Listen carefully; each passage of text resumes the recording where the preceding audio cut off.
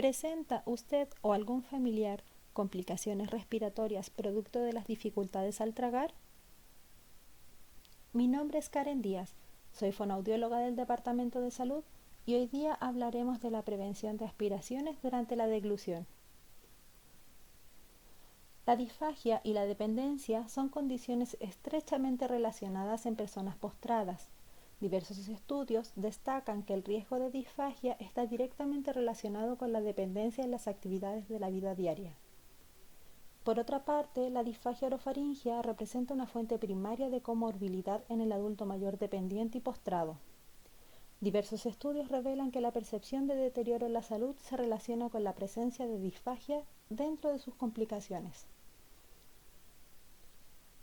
Para continuar, veremos algunos conceptos claves. En el artículo 6 de la Ley 20.422, que establece normas sobre igualdad de oportunidades e inclusión social de las personas con discapacidad, se define la dependencia como el estado de carácter permanente en que se encuentran las personas que por razones derivadas de una o más deficiencias de causa física, mental o sensorial ligadas a la falta de pérdida de autonomía, requieren de la atención de otra u otras personas o ayudas importantes para realizar las actividades esenciales de la vida. La deglución es un proceso neuromuscular complejo, mediante el cual los alimentos procedentes de la boca, pasan a la faringe y al esófago y posteriormente al estómago. Consta de 3 etapas: oral, faríngea y esofágica. La fase oral incluye acciones de masticar, formar el bolo alimenticio, que es la mezcla de los alimentos triturados con la saliva, y su propulsión y paso a la faringe. En la faringe se producen una serie de procesos coordinados de manera secuencial, como la elevación del velo del paladar, la protección de la tráquea y la apertura del esófago.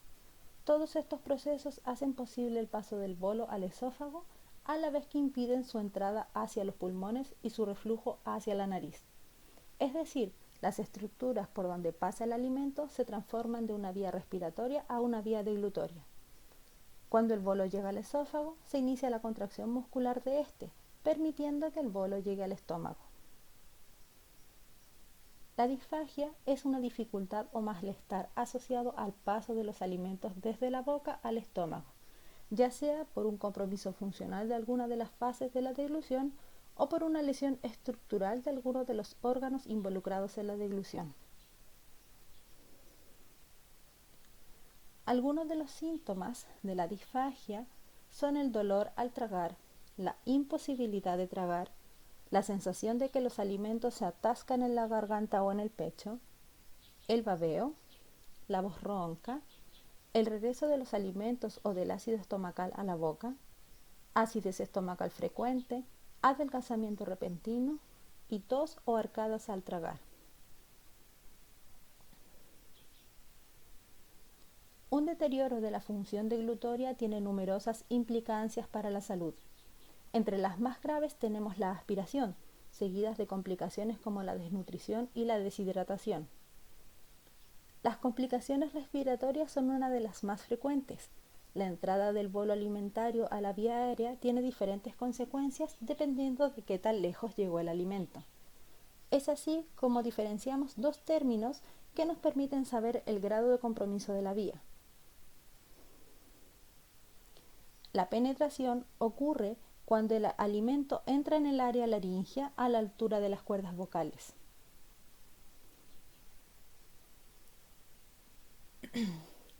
Mientras, la aspiración ocurre cuando el alimento pasa más allá de las cuerdas vocales y entra en la tráquea. Una de las consecuencias más graves de la aspiración son las infecciones respiratorias, que de tal forma se considera que la neumonía por aspiración es la forma más frecuente de neumonía intrahospitalaria en adultos, enfermedad que además conlleva una alta mortalidad. La sospecha de aspiración en ocasiones es difícil de establecer, ya que es frecuente que curse de manera silente. Cada paciente es diferente y el tratamiento de la disfagia depende de diversos factores. el tipo de disfagia, el estado de salud general del paciente y otros factores como su estado cognitivo-conductual y el apoyo que tenga de su familiar o cuidador. Pero podemos hablar de tres grandes aspectos: la vía de alimentación, las adaptaciones necesarias en caso de alimentación por boca y el plan de ejercicios. Sobre la vía de alimentación propiamente tal, nos referimos a cuando la alimentación por boca no es segura, se opta por otras vías, de modo que generalmente se utilizan de manera provisoria, como la sonda nasogástrica o la gastrostomía.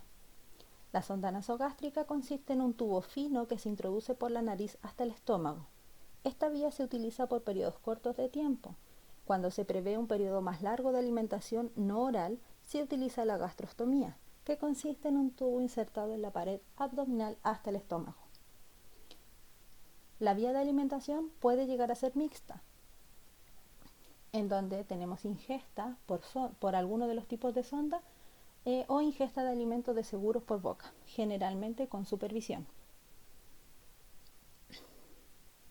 Sobre las adaptaciones, tenemos algunos pacientes que pueden empezar a comer por boca, pero deben establecerse cuidadosamente cuáles son las adaptaciones que necesita cada uno.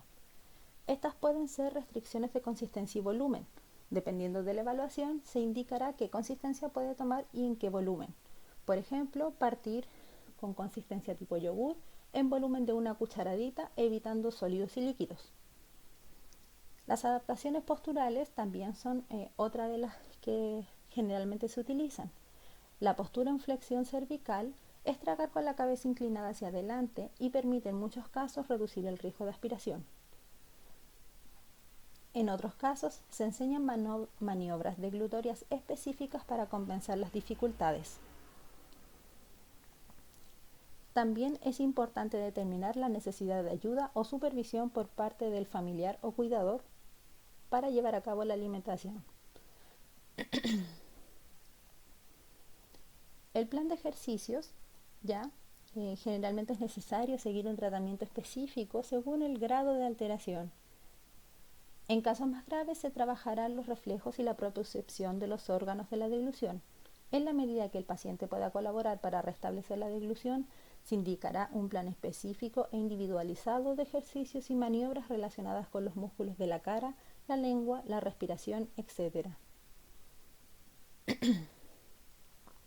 Cualquier persona que presente disfagia y que come por boca debe seguir las siguientes recomendaciones que pueden prevenir complicaciones como la aspiración. Debe estar despierto, relajado, atento y concentrado. La persona debe estar sentada, erguida, de preferencia en una silla, con la cadera pegada hacia atrás y los pies y brazos bien apoyados. Si está en cama, inclinar el respaldo entre 60 y 90 grados, idealmente más cercano a los 90. Evitar que la persona realice actividad física importante al menos 30 minutos antes de la alimentación.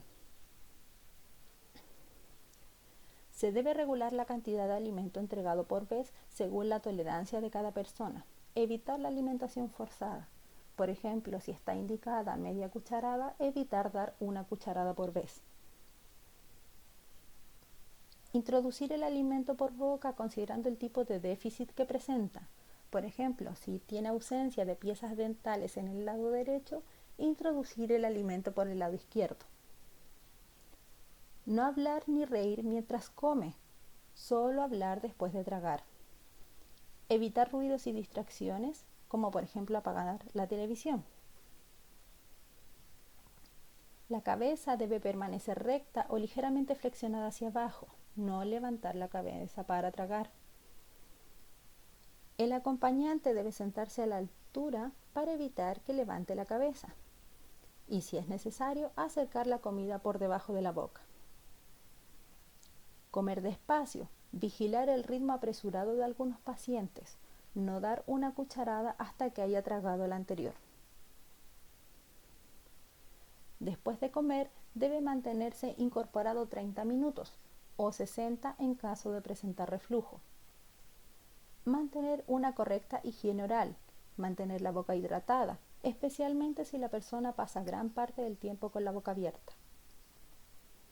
Seguir siempre las indicaciones del equipo en cuanto a los alimentos y cantidades que debe tomar.